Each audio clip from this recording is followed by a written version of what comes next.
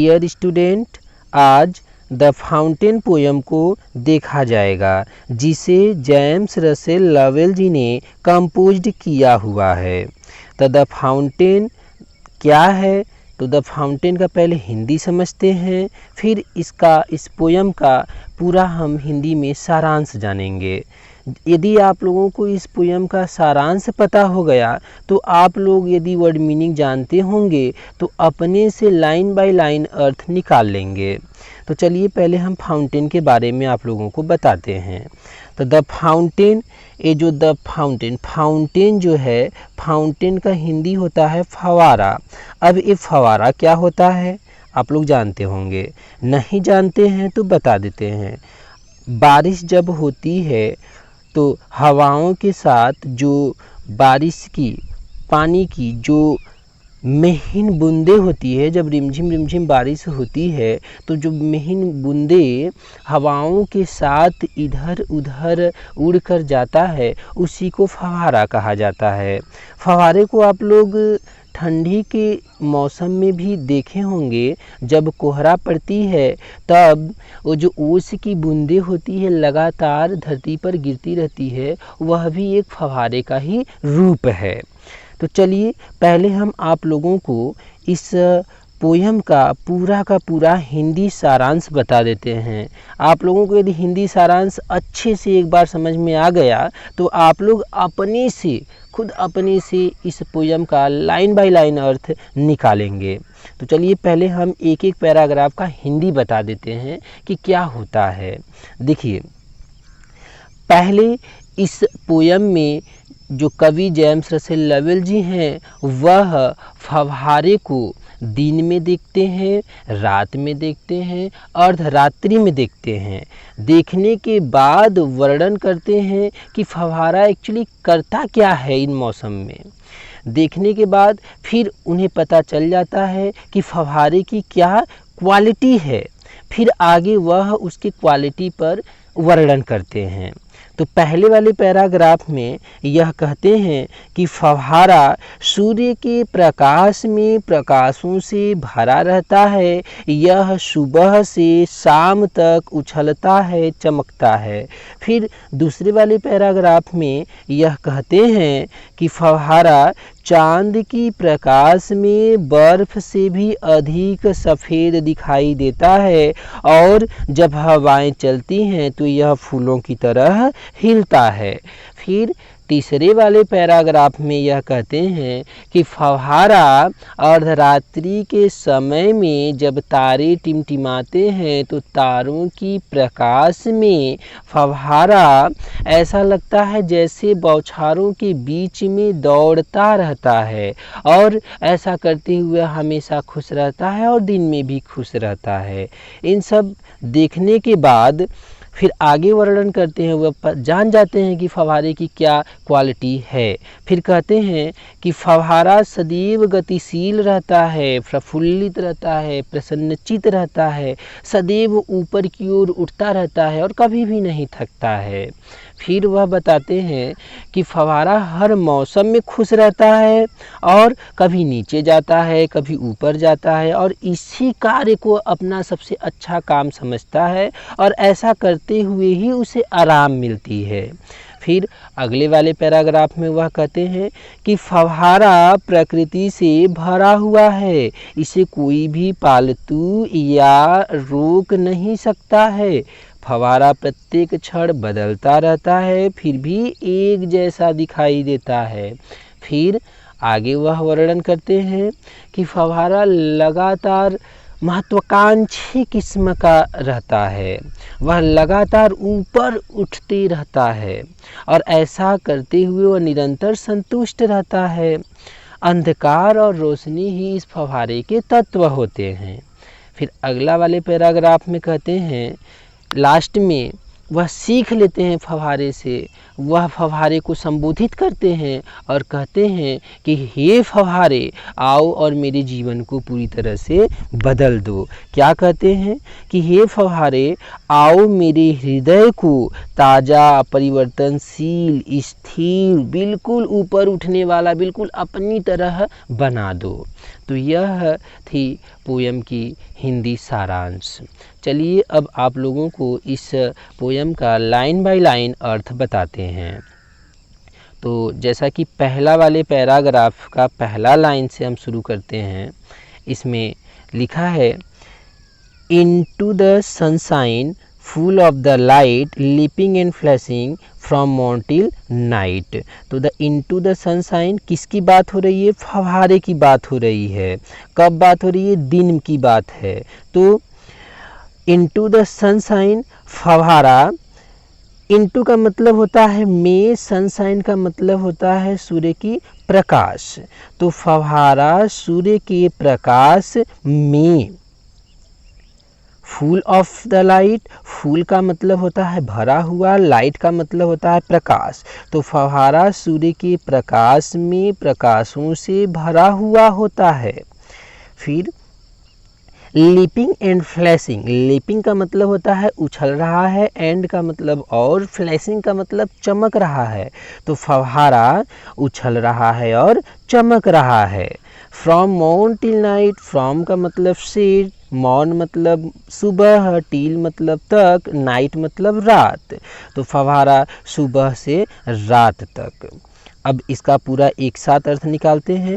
Into the sunshine, सूर्य के प्रकाश में, full of the light, प्रकाशों से भरा हुआ है, लीपिंग एंड फ्लैशिंग, उछल रहा है, चमक रहा है, फ्रॉम मॉर्न टिल नाइट, सुबह से लेकर रात तक। तो आप लोगों को एक पैराग्राफ समझ में आ गया होगा। चलिए अब दूसरा पैराग्राफ जानते हैं। दूसरा पैराग्राफ है, दूसरा वाला जो पैराग्राफ है इसमें जेम्स रसेल लवेल जी फव्वारे को चांद की रोशनी में देखते हैं, फिर वर्णन करते हैं। तो देखा जाए कि चांद की रोशनी में फव्वारा कैसा दिखाई देता है और क्या करता है। तो पहला लाइन है, into the moon light. Into का मतलब होता है में, मून लाइट का मतलब होता है चांद की प्रकाश या चांदनी रात। तो इनटू द मून लाइट का मतलब हो जाएगा चांद की प्रकाश में। वाइटर देन स्नो, वाइटर का मतलब होता है सफ़ेद, देन का मतलब अधिक, स्नो का मतलब बर्फ, यानी वाइटर देन स्नो यानी चांदनी रात में या चांद की प्रकाश में फव्वारा बर्फ से भी अधिक सफ़ेद दिखाई देता है। Waving so flower like when the winds blow. आप लोग इसका पहले तो लास्ट वाले लाइन से अर्थ निकाल लेंगे, फिर तीसरे वाले लाइन का अर्थ निकालेंगे। आप चाहो तो फिर सीक्वेंस भी निकाल सकते हैं, कोई दिक्कत नहीं है। हम लोग लास्ट वाले लाइन से निकालते हैं। फिर कहते हैं वैन द विंड्स ब्लो, जब हवाएं बहती हैं तो फव्वारा बिल्कुल फूलों की तरह हिलता है। चलिए आप लोगों को इस पैराग्राफ का एक साथ अर्थ बता देते हैं। इनटू द मून लाइट, चांद के प्रकाश में, वाइटर देन स्नो, बर्फ से भी अधिक सफ़ेद दिखाई देता है, waving so flower like when the winds blow, और जब हवाएं चलती हैं तो यह फूलों की तरह हिलता है। फिर अगला जो पैराग्राफ है, इस पैराग्राफ में जेम्स रसेल लवेल जी फव्वारे को अर्धरात्रि में देखते हैं। अर्धरात्रि में जब तारे टिमटिमाते हैं तो उनकी रोशनी में फव्वारे को देखकर वर्णन करते हैं कि फव्वारा क्या करता है।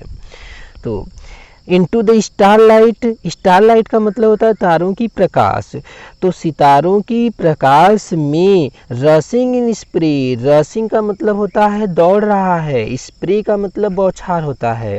तो तारों की प्रकाश में फव्वारा बौछारों के बीच दौड़ता रहता है। Happy at midnight, happy by day, happy at midnight का मतलब होता है, मिडनाइट का मतलब अर्धरात्रि होती है। तो फव्वारा अर्धरात्रि के समय में भी खुश रहता है और दिन में भी खुश रहता है। फिर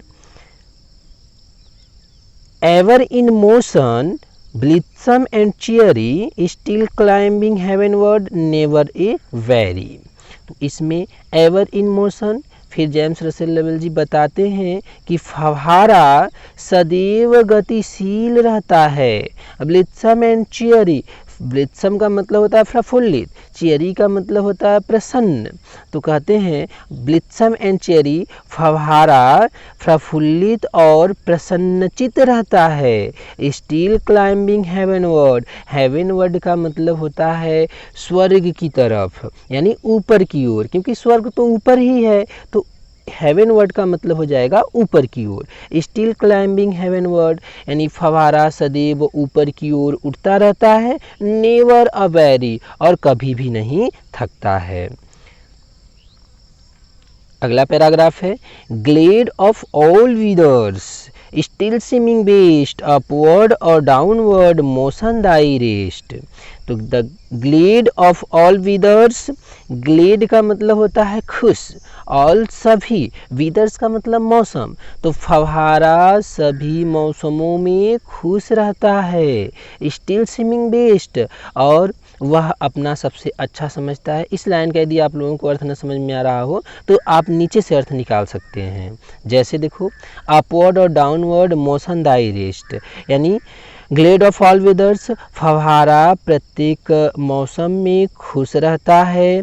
अपवर्ड और डाउनवर्ड, वह कभी ऊपर जाता है कभी नीचे जाता है, और यही गति लगातार करता रहता है। इसी गति में उसकी आराम रहती है और यही कार्य करने में वह अपना सबसे अच्छा कार्य समझता है। ठीक है, फिर अगला वाला, full of a nature nothing can time change every moment ever the same. इसमें कहते हैं कि फूल ऑफ अ नेचर, फूल का मतलब भरा हुआ, नेचर का मतलब प्रकृति। फूल ऑफ अ नेचर यानी फव्वारा प्रकृति से भरा हुआ है। Nothing can time, nothing can टेम का मतलब हो गया कोई भी इसे रोक या पालतू नहीं बना सकता है। चेंज्ड एवरी मोमेंट, यह प्रत्येक क्षण बदलता रहता है। एवर द सेम, फिर भी एक जैसा दिखाई देता है। अगले वाले पैराग्राफ में कहते हैं कि फव्वारा सीजलेस एस्पायरिंग, कि फव्वारा लगातार ऊपर की ओर उठता रहता है, आकांक्षी रहता है। सीजलेस कंटेंट, और यह लगातार संतुष्ट भी रहता है।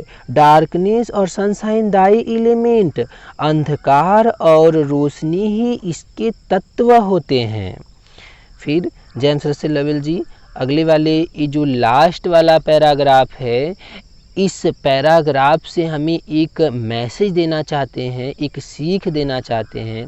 यदि आप इस लास्ट वाले लाइन को अपने अंदर यदि आप लोग उतार लिए तो समझ लो आप लोगों की ज़िंदगी पूरी तरह से बदल जाएगी। देखिए क्या कहते हैं इसमें, लास्ट वाले पैराग्राफ में जेम्स रसेल लवेल जी संबोधित कर रहे हैं फव्वारे को लेकर। क्या कर रहे हैं, ग्लोरियस फाउंटेन, ग्लोरियस का मतलब शानदार होता है, फाउंटेन का मतलब फव्वारा। यहाँ पे संबोधन चिन्ह लगा हुआ है, आप लोग समझ सकते हो कि संबोधन कर रहे हैं। ग्लोरियस फाउंटेन कहते हैं कि हे शानदार फव्वारे, लेट माई हार्ट बी, आओ मेरे हृदय को बना दो fresh, changeful, constant, upward like थी, ताज़ा, परिवर्तनशील, कांस्टेंट यानी ताज़ा, परिवर्तनशील, स्थिर, बिल्कुल उठने वाला, बिल्कुल अपनी तरह, बिल्कुल जो ऊपर उठता है, बिल्कुल वैसा मुझे बना दो। कहने का मतलब ये हुआ कि लास्ट वाले लाइन में कहते हैं कि हे गौरवशाली फव्वारे, आओ मेरे हृदय को ताज़ा, परिवर्तनशील, स्थिर, बिल्कुल ऊपर उठने वाला बना दो, जिससे कि मैं भी उन्नति कर सकूं। तो यह जेम्स रसेल लवेल जी ने बहुत ही हाईली इंस्पायरेशन देने वाली पोयम कंपोज्ड किया हुआ है। अब आप लोग इसका जो क्वेश्चन आंसर है आप लोग अपने से ही बता सकते हैं।